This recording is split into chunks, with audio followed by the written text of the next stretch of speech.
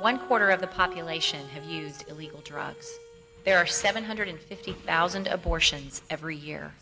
9 out of 10 have viewed porn on the internet. 1 out of 10 females have been raped. 40% of us have inflicted self-injury. 65% say there is no true religion. With so many questions and so few answers for such a time as this. Hi, welcome again to such a time as this. You see, I couldn't talk this today because it's very hot outside. Yeah. Went to my brain, but no, that's okay. Anyway, again, we're with y'all again. Hope y'all are enjoying some of the topics we're bringing you. Hope you're just enjoying the show in particular. And you'll see at the end of the show, we're going to have our post office box number up there. It's P.O. Box 47707, and the zip is 32247. We'd like to hear from y'all, and maybe you can write us, and maybe you have some topics we'd like to discuss. So if you do, just let us know if you like it, if you don't like it, what we should change, what we shouldn't change, just in general stuff.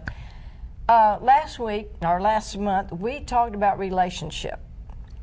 And today, I think one of the things we're going to be talking about is people who influence us. There's somebody in your life that has influenced you either for the good or for the bad, or maybe they just came in your life for a certain period of time, spoke something into you, and you remembered it. It could have been a relative or whatever, but we are going to talk today about people who influenced us. I think for me, one of my best influences was my grandmothers, my grandparents and everything, and they were a good influence. I've had bad influences, and we'll probably talk about that later, but we won't talk about it right now. Okay. Harriet, you and I, when I told you, you were in Atlanta when I told you what we were talking about, and you went, oh my gosh. Yeah. So you just went through something with a person, and we were not going to name any names or anything, because I'm finding out people who influence us can influence us for even a lifetime. Yes. And so kind of elaborate on that. You know, I'm glad you brought that up, Marsha, because like you said, I was just walking through that, and what was so devastating to me about it is that their relationship with God, they had been with the Lord, I mean, for years, and was influenced by it wasn't even a tricky situation. It was a situation that they were full aware that the person were dabbing into things that were not of God, and they allowed that person to influence them to the point that they married them. That's And like you say, and that's a lifetime influencement with, and no matter how much I prayed, no matter how much I talked and said, but you got to understand that you're unequally yoked. What does darkness have to do with light? How can two walk together except they agree?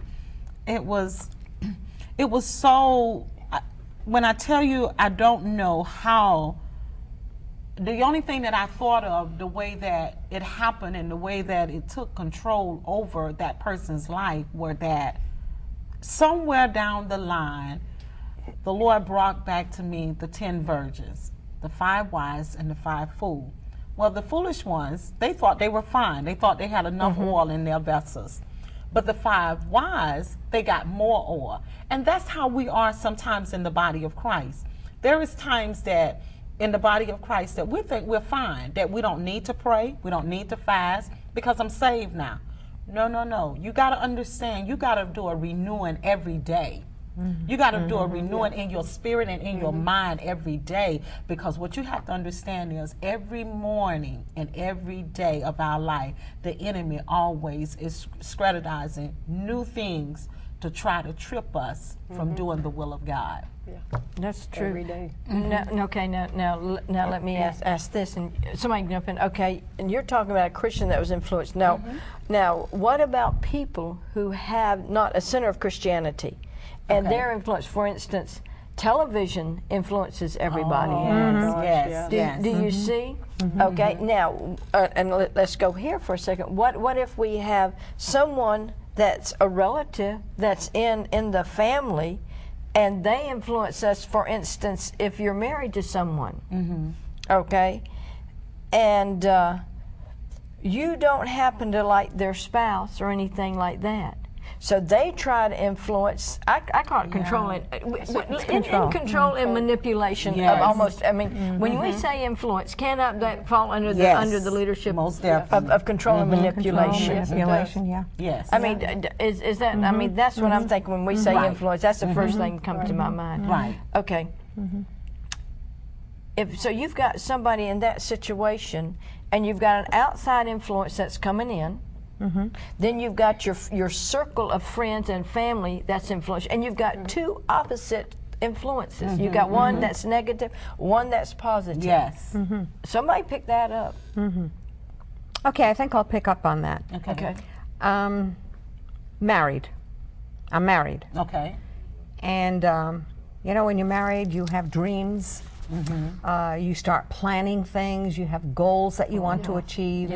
So boyfriend, girlfriend, they come together and they start planning.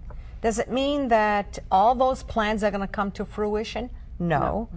But you try, and it's trial and error. Well, we had a third party who was very much influential because you said control, Yes. manipulation. So therefore, the dream that my husband and I had, or the goals that we had, we could not achieve because she influenced my husband. It happened to be his mother.